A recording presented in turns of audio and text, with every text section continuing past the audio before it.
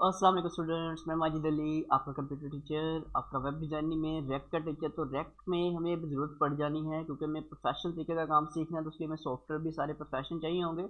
Maximum अक्सर notepad के साथ काम करता रहा, लेकिन अब मुझे वी एस कोड की ज़रूरत पड़नी है। तो इसलिए मैं वी एस कोड को डाउनलोड कैसे करना है, उसकी जो बेसिक सेटिंग है वो करेंगे ताकि हम रेक्ट के ऊपर काम करना स्टार्ट कर सकें।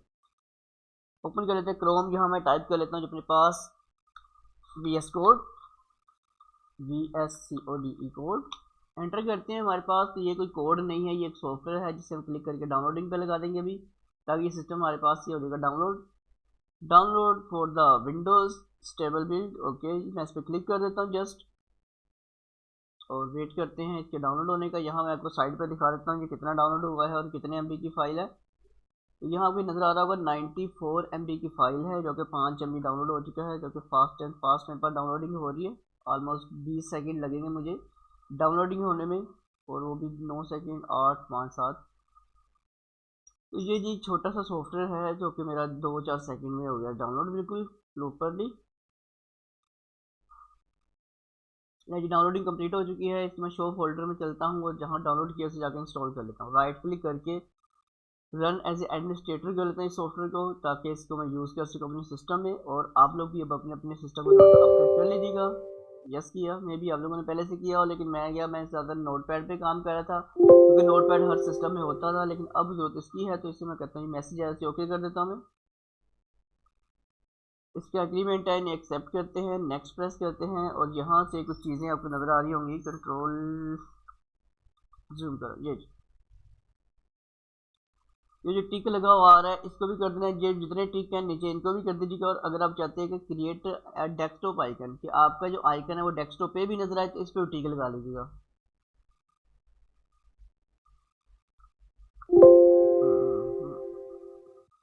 कुछ यूँ करके भी। तो ये सारे आइकन है, अब इस सब पे टिक लगाने का मकसद ये हमारे पास है कि ऊपर वाला जो टिक नहीं रखा होता वही होता है कि फाइल आपकी डेस्कटॉप पे आ जाए। बाकी नीचे जैसे ऐड टू पाथ हमारे पास ये बाकी चीज़ें टिक है, उसका ये फायदा होता है कि हम किसी भी फोल्डर को राइट क्लिक करके डायरेक्ट VS कोड में उसे डिस्प्ले करवा सकते हैं। मैं प्रैक्टिकली करके दिखाता हूँ बातें वाली। मैंने फिलहाल टिक इसका डेस्कटॉप का हटा देता हूँ, मुझे वहाँ नहीं लगाना, इसको डेस्कटॉप पे नहीं चाहिए। मैं नीचे ही अपने पास टास्क बार वगैरह में इसको सेव करवा दूंगा। अगर आपको चाहते हैं कि डेस्कटॉप पे आइकन साथ ही बन जाए तो टिक लगा लीजिए। नेक्स्ट कर लेते हैं, इंस्टॉल करते हैं इसको।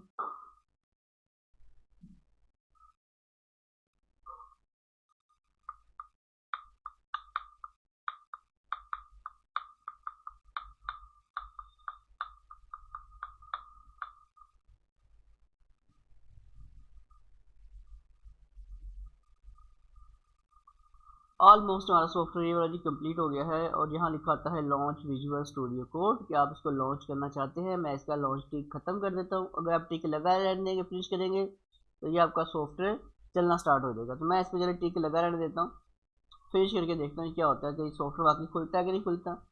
अब इसमें मैंने फिनिश कर दिया है, तो देखते हैं क्या सॉफ्टवेयर ओपन हो चुका है। तो मेरे पास देखो कुछ व्यू चेंज हुआ है।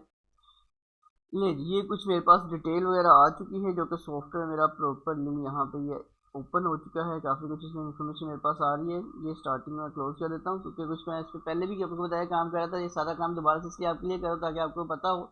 तो ये पहले मेरे कुछ प्रोजेक्ट इस पर मैंने जो काम शुरू किया था मैं सब कुछ क्लोज कर रहा हूँ, और दोबारा से इसको लोड कैसे करना है इंस्टॉल के बाद। स्टार्ट में चलता हूँ, यहाँ मैं VS लिखता हूँ।